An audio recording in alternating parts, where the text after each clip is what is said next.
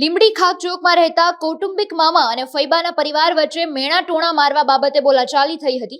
બોલાચાલીએ ઝઘડાનું સ્વરૂપ ધારણ કરી લીધું હતું. ઝઘડામાં ઉશ્કેરાયેલા મામાના પરિવારે ભાણેજને માથામાં લાકડું મારી ઈજાગ્રસ્ત કર્યા બાદ ગળામાં કાતર મારી હત્યા કરી નાખી હતી. જ્યારે વચ્ચે પડેલા કૌટુંબિક ભાઈને પણ ઈજા પહોંચતા પોલીસે આરોપીઓની ધરપકડ કરી ફરિયાદની તજવીજ હાથ ધરી છે. સુરેન્દ્રનગર જિલ્લાના લીંબડી પોલીસ સ્ટેશન ખાતે ફરિયાદી શ્રી પીનલબેન ડોટર ઓફ વિનોદભાઈ લક્ષ્મણભાઈ ચાવડાના હોય તારીખ 4/1/2024 એક ફરિયાદ દાખલ કરાવેલી છે.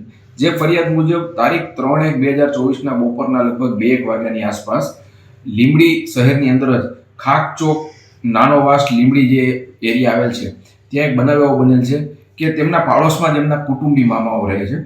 આ મામાઓએ તેમના મધર વિશે કોઈ એવી વાત કરી હશે જે બાબતે આ ફરિયાદી પીનલબેન તથા તેમનો ભાઈ વિકાસ તેમને કંઈ વાતચીત કરવા ગયેલા હતા.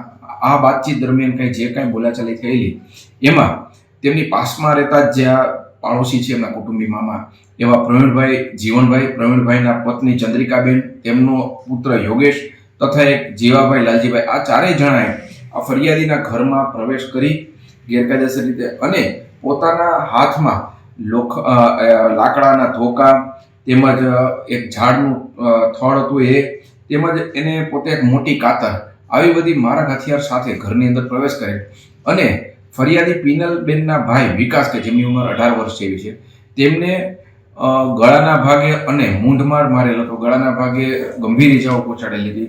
આ બાબતે સારવાર દરમિયાન વિકાસ વિનોદભાઈ લક્ષ્મણ ચાવડા કે જેની ઉંમર વર્ષ 18 છે તેમનું મરણ ગયેલ છે. IPC 302/506 મુજબનો ગુનો દાખલ કરી લીંબડી પોલીસ સ્ટેશન તપાસ ચાલુ કરેલ છે. આ કામના ચારેય તોમતદારો પ્રવીણ જીવનભાઈ મકવાણા, તેમના પત્ની ચંદ્રિકાબેન વાઇફો પ્રવીણભાઈ મકવાણા, તેમના પુત્ર યોગેશ તથા જીવનભાઈ લાલજીભાઈ મકવાણા ચારેયને અટક કરી અને આગળ ઉપર પોલીસે કાર્યવાહી કરી.